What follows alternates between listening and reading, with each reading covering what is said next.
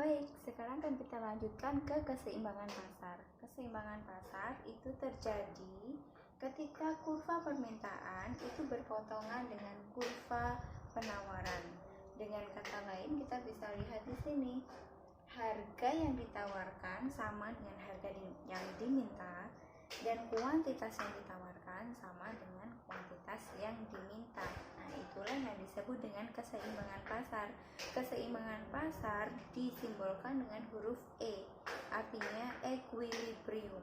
Karena dalam bahasa Inggris keseimbangan pasar disebut juga dengan equilibrium price, equilibrium market, yang terdiri dari equilibrium quantity atau keseimbangan kuantitas dan equilibrium price atau keseimbangan harga.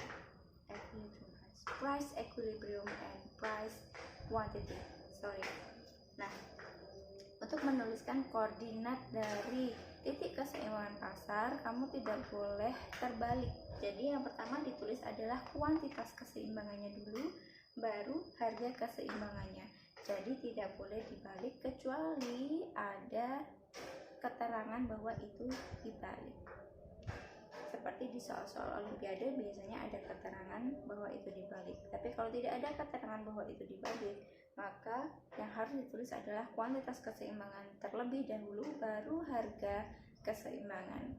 Nah, di sini apa yang bisa kita pelajari? Apabila kemudian permintaan berubah atau kemudian penawaran berubah, apa yang akan terjadi dengan keseimbangan pasar? Nah, sekarang kita coba.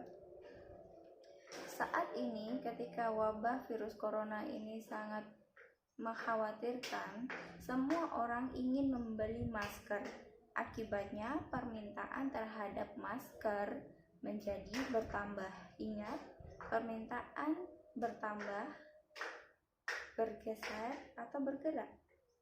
Iya, permintaan bertambah karena selera atau preference konsumen yang berubah, maka akan menggeser kurva ke kanan. Permintaan masker bertambah, berarti kurva permintaan bergeser ke kanan. Kita gambarkan permintaan bergeser ke kanan, menjadi D aksen.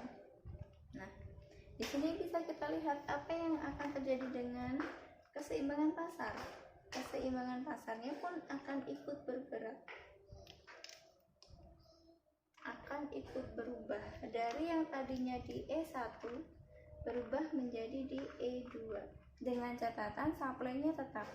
Ketika penawaran tetap tapi permintaan bertambah, akhirnya permintaan bergeser ke kanan, maka bisa kita lihat dia akan mendorong harga menjadi naik.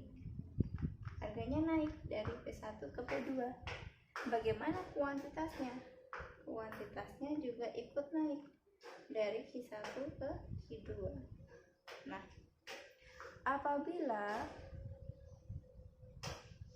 bertambahnya permintaan ini diimbangi dengan pertambahan penawaran, maka akan ada 3 kemungkinan.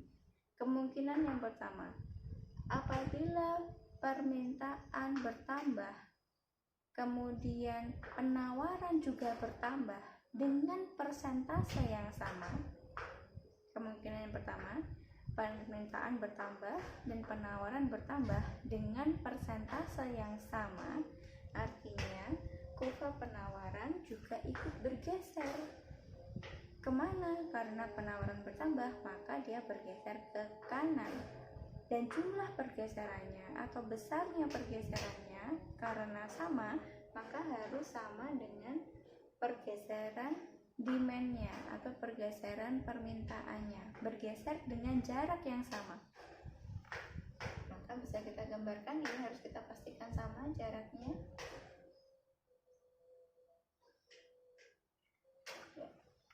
Jadi ini adalah kasus di mana permintaan dan penawaran sama-sama naik dengan persentase yang sama. Maka akibatnya apa? Kita lihat harga dia akan kembali ke harga awal, tapi kuantitasnya bisa kita lihat akan bertambah.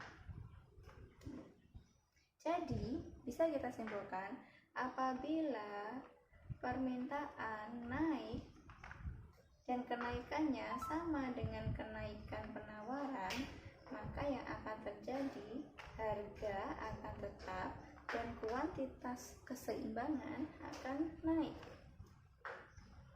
Ini kemungkinan yang pertama. Maka kalian bisa mengira-ngira kemungkinan yang kedua dan yang ketiga.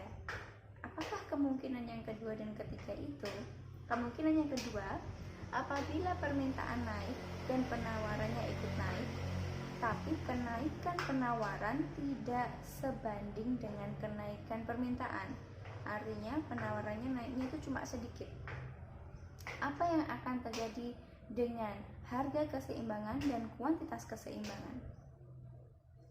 Kemungkinan yang ketiga, permintaan dan penawaran sama-sama naik, namun kenaikan permintaan lebih kecil dari kenaikan penawaran. Apa yang akan terjadi dengan harga dan kuantitas keseimbangan? Ini menjadi tugas kalian, dan pertanyaan saya ini harus dijawab nanti via Elena. Akan saya tuliskan pertanyaan saya.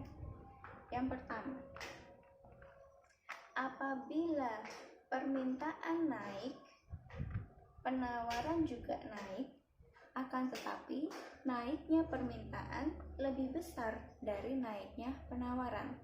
Apa yang akan terjadi dengan harga dan kuantitas keseimbangan? Pertanyaan yang kedua, apabila permintaan naik, penawaran juga naik, tapi naiknya penawaran lebih besar dari naiknya permintaan, atau naiknya permintaan lebih kecil dari naiknya penawaran. Apa yang akan terjadi dengan harga dan kuantitas keseimbangan? Nah, ini yang harus kalian jawab nanti.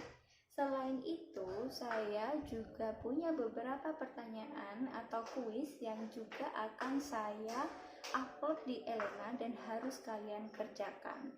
Maka setelah melihat video ini, jangan lupa cek Elena. Nanti kalian harus menjawab pertanyaan-pertanyaan yang ada di sana. Ya, demikian pertemuan kita pada kesempatan kali ini. Kita ketemu lagi minggu depan masih dalam video pembelajaran, dan semoga kita bisa bertemu lagi di kelas secepatnya. Stay safe, stay healthy, and see you. Wassalamualaikum warahmatullahi wabarakatuh.